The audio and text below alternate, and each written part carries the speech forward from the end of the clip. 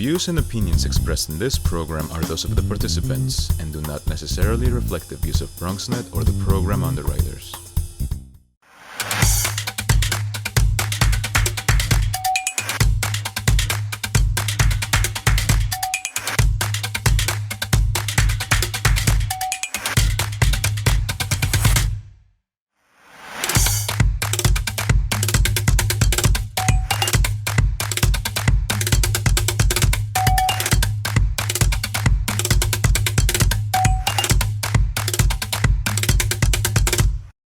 Hello everyone, welcome to the second to last episode of Love. Today we have two inspiring women, one of them being Caroline Davis and the other one is Luz Mack. We'll be teaching you how to stay safe this summer and giving you some cool ideas to go to. Thank you and keep watching the show.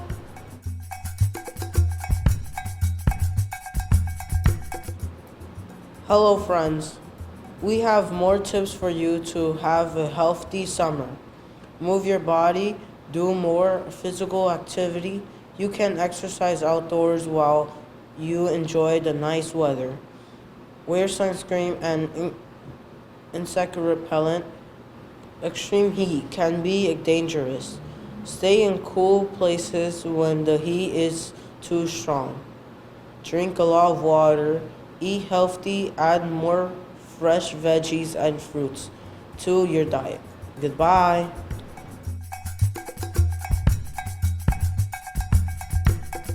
Hello friends, I'm Jocelyn. And I'm Saoris. If you are a Netflix fan, we have news for you. Before we start vacation, we have some great horror films for you to watch. The next images are provided by Netflix.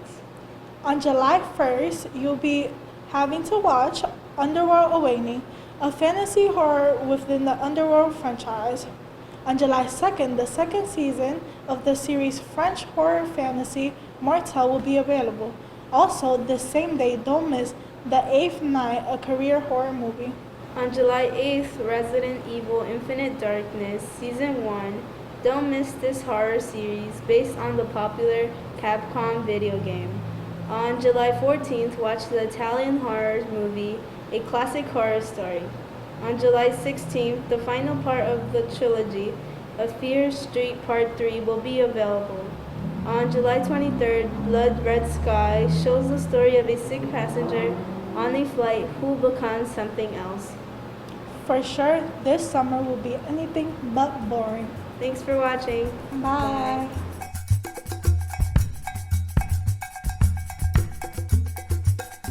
Good afternoon, community.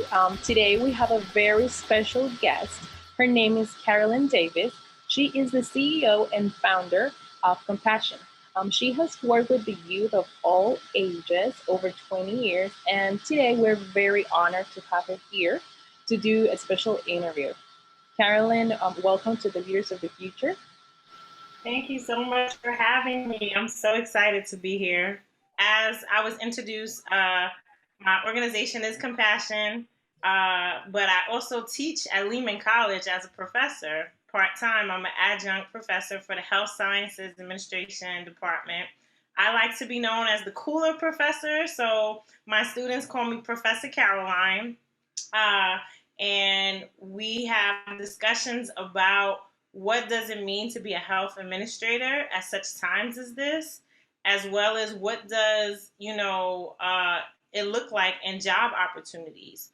So many people, when they think about healthcare, they think about doctors, they think about nurses, they think about clinical and medical.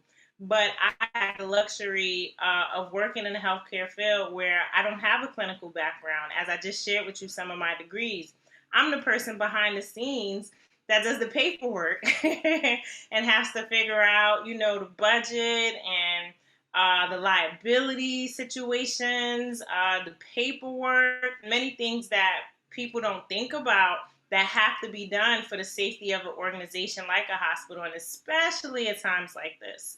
So Compassion came about from some of my experience that I had in being in Chicago with my first master's. I did a lot of undergraduate work, even though I was a grad student. And it allowed me to go overseas, in which I work with young people in Egypt and Thailand, in Zambia, and it just opened my eyes to a different world, and definitely looking at life so differently, but also recognizing that young people around the world, especially that are Black and brown, there are many things that we have similarities in. How did compassion start and what is it about? Great question. So, compassion is something that we need, right? And we see it more now than ever. But compassion was birthed while I was in my first master's program at North Park Theological Seminary in Chicago.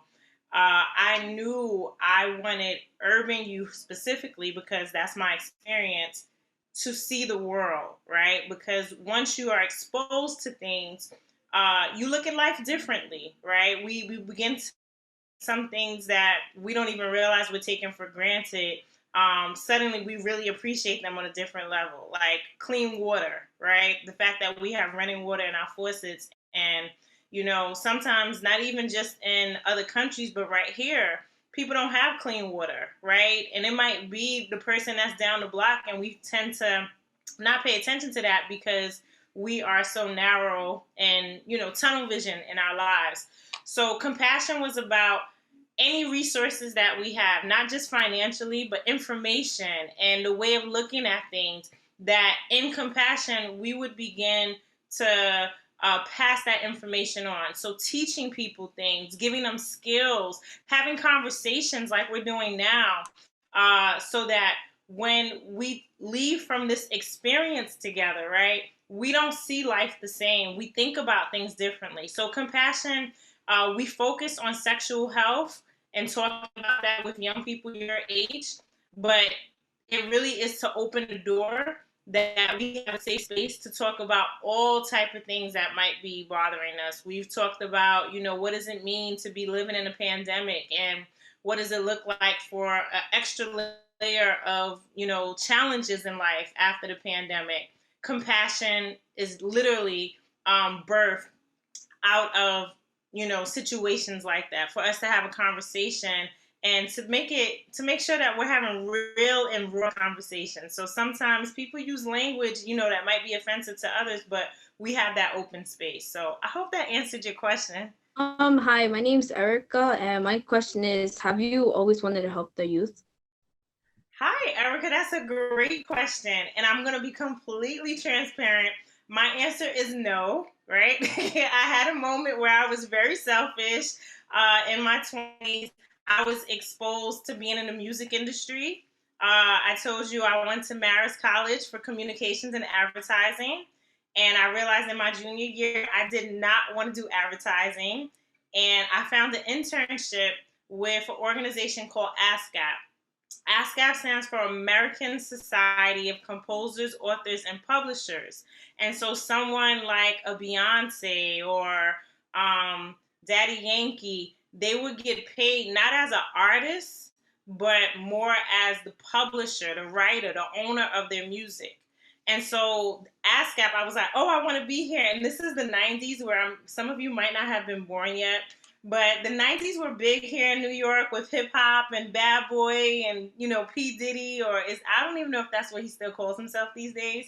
But I wanted to be in the music industry. So I interned my senior year while I was an undergrad at Marist. I would literally have class Tuesday through Thursday, get on the train, the Metro North, get off 125th Street, come back home to Castle Hill.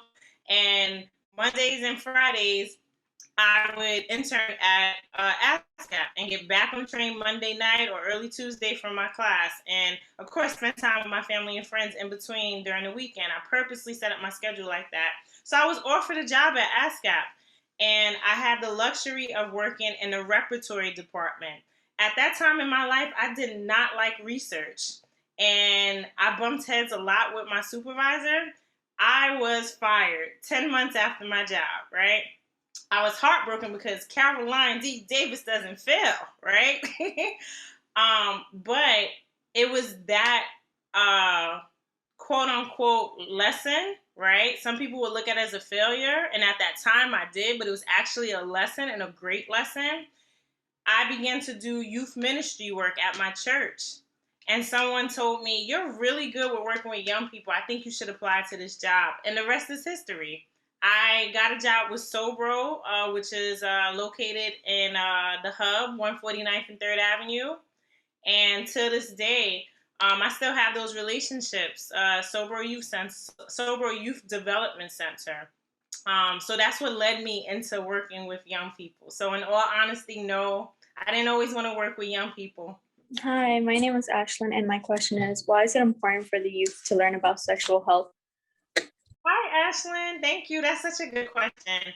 Well, just to piggyback on what I said, unfortunately, especially here in the Bronx, we have the highest statistics still with gonorrhea and chlamydia, which are curable sexually transmitted infections, right?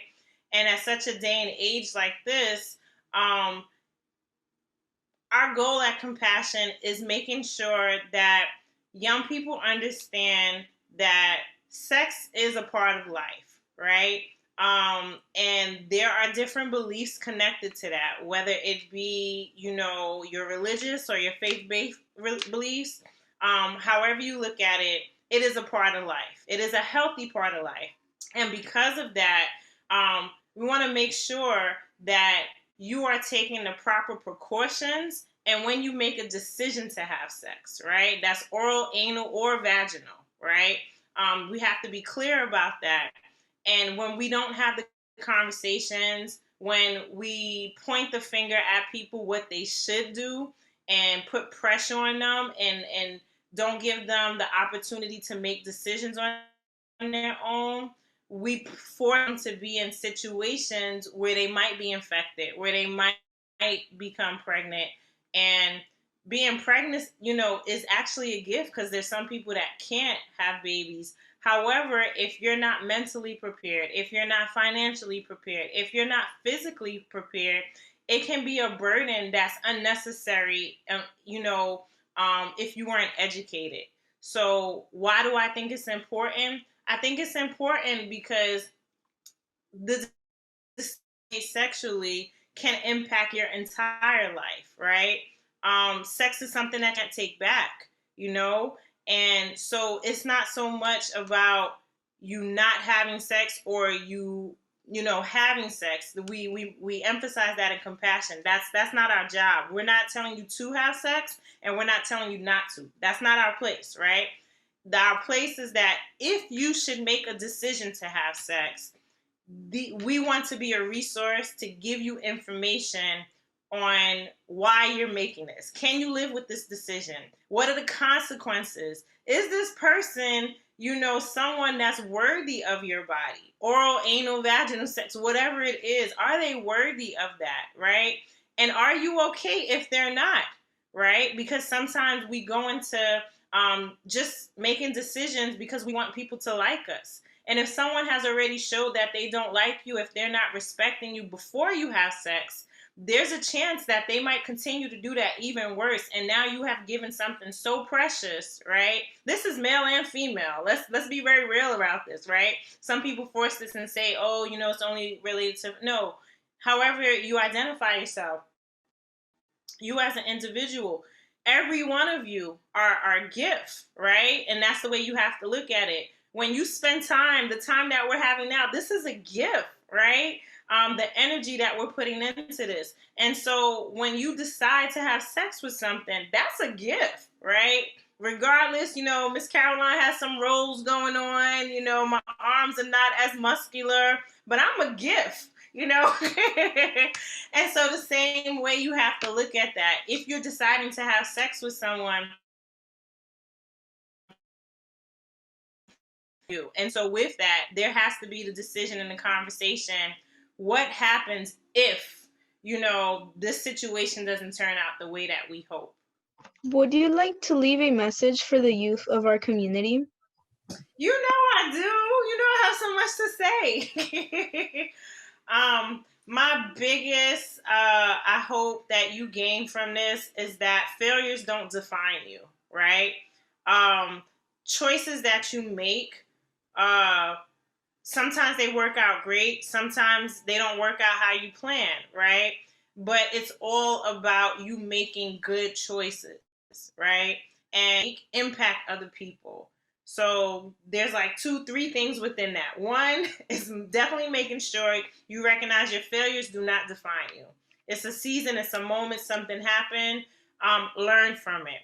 Second is making sure that you make really good choices, right? And even when you don't make good choices, and that includes myself, sometimes I don't make the best choices because I'm emotional. I'm in my feelings, right? But even when you make good or bad decisions, you're accountable to it. And you recognize that your decisions impact other people. So those would be my things to take away. Thank you so much for this interview, Caroline. That was amazing. Thank you to the students, to our interns. Thank you so much for your time. Thank you. It's been a pleasure. Appreciate it. Of course. Thank you, students. Thank you to the audience as well for being with us in every single interview. Thank you. Thank you. Bye-bye.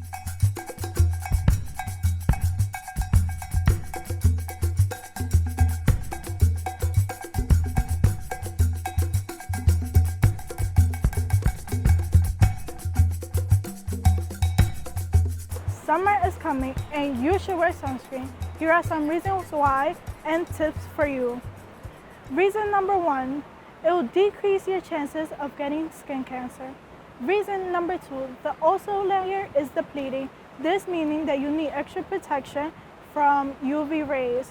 Reason number 3, it will keep you looking younger because it's slowing down the development of wrinkles. Reason number 4, sunscreen is convenient. This meaning that you should reapply your sunscreen every 2 hours before and after you go swimming. Reason number 5, sunscreen is important for all skin types and also all skin tones. Reason number 6, you're protecting yourself from all sunburns, and you should also protect your family by making them wear sunscreen too. Bye!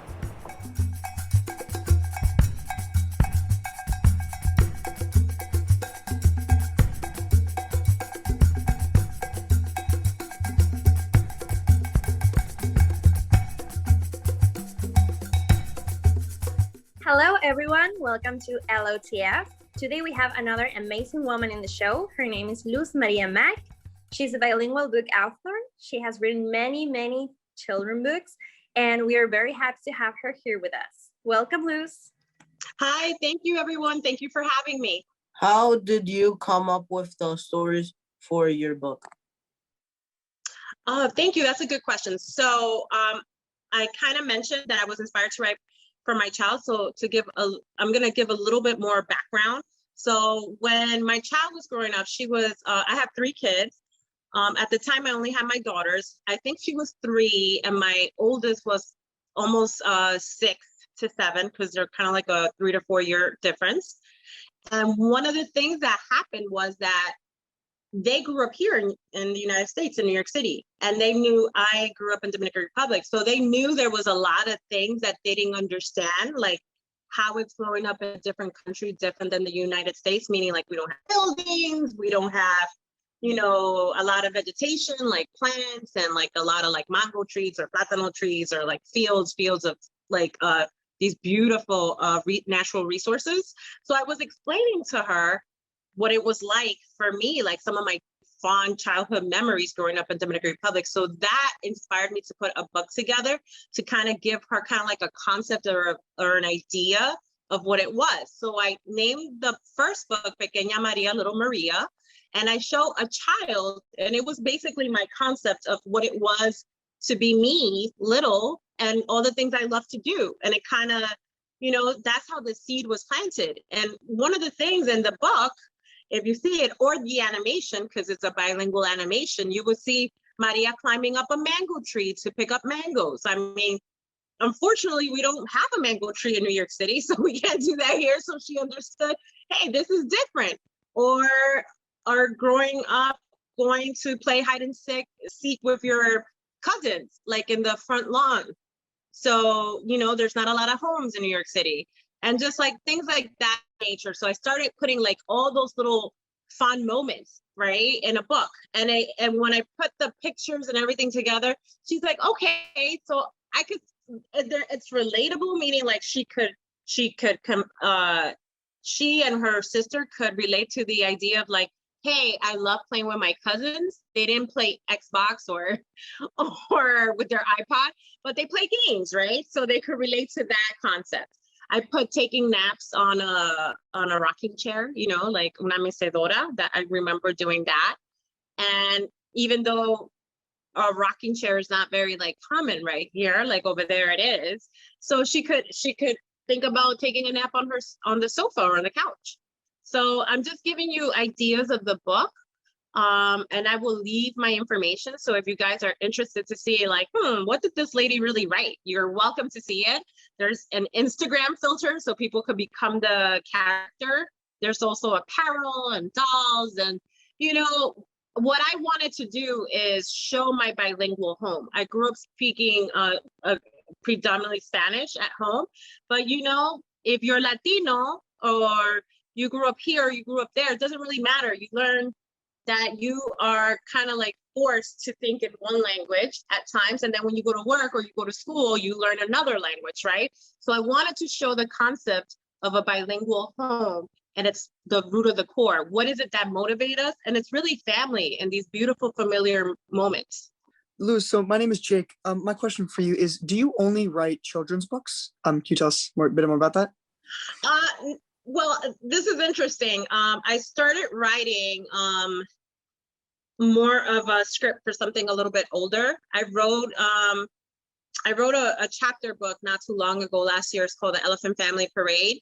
And I want to write something a little bit more robust, like for adults. I was actually thinking of a musical. So I signed up for more classes so I could kind of dare to write something different. I love the children's space because I really think that one of the reasons when I started writing, I discovered there weren't books that were for Latinos, by Latinos, and encouraging Latino community. We had in this society a very unhealthy way of thinking how Latino homes look like. And either they think they look too white or they look too black, but it doesn't capture the array of Latinidad, meaning like the differences by language, music, skin tones, textures, like it didn't capture that. So I wanted to capture that in children's books because I feel like that's how we combat racism, like really teaching people how do we look like in a healthy manner. I do think that the more I learn, I do want to write more things for adults because you know what, I feel like I'm graduating with my kids, like when they're reading more interesting and more complex stories, I'm right there with them. So I hope in the next 2 years I'm able to write that, but it takes more work and it takes more more time. I still have some stories that I'm pushing through for children's books, just to answer your question, but I'm hoping in the next 2 years you could see something different. Hi, my name's Erica, and my question is, where exactly can we find your books? Yes, so currently my books are on Amazon. I recently released a book this January 6th with Dominican writers. I'm not sure if you heard of that platform. But it was based on one of the characters I created called Maria. So it's Pequeña María descubre su baile, Little Maria discovers her dance. If you go to my website, you see it all. You see all the books, you see the apparel, you see the Instagram filters, you see the animations. So I have quite a few of them. So it's under my name, luzmac.com, and you are able to find that there.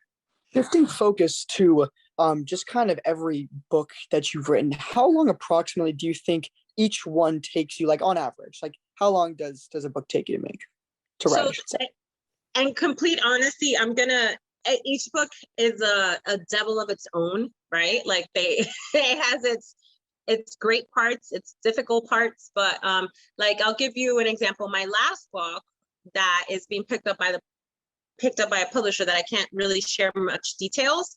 I wrote it, let's say it took me like a week to write. I pitched it and then I did an editing process as well. Like sometimes you do rounds of edits that could take another month. And then when I pitched it to publishers, and when we say the word pitch means like, hey, I have this great book I wrote. This is what the book is about. This is the storyline. This is the message. This is the audience. It'll engage.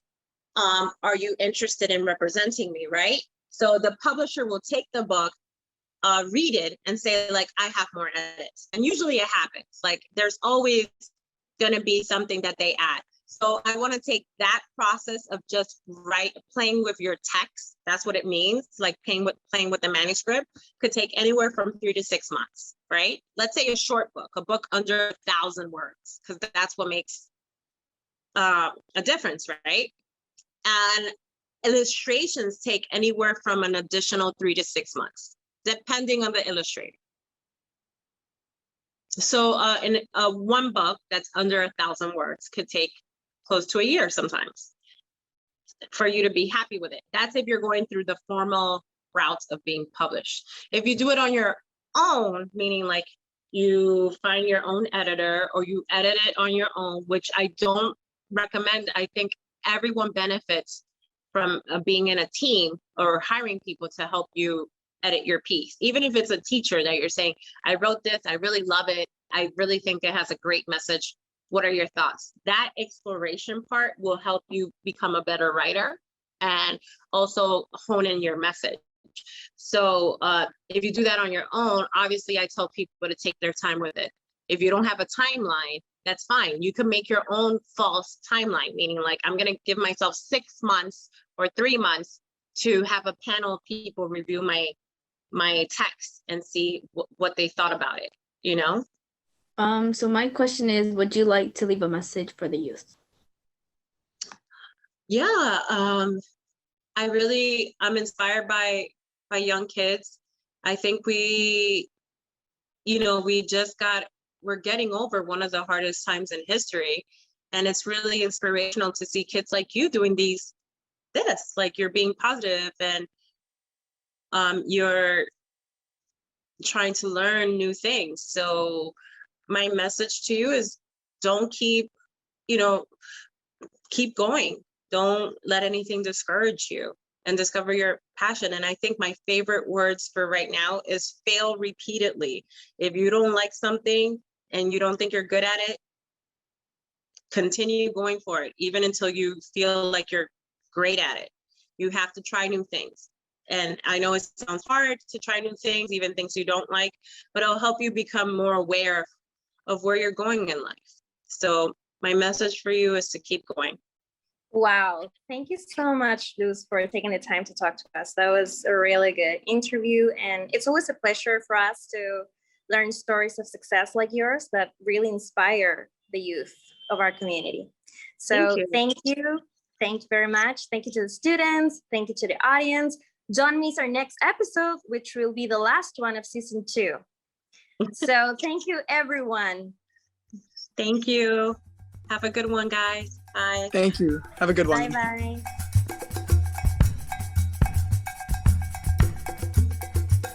Thank you for watching. Don't miss our next episode, which will be the last one for season 2.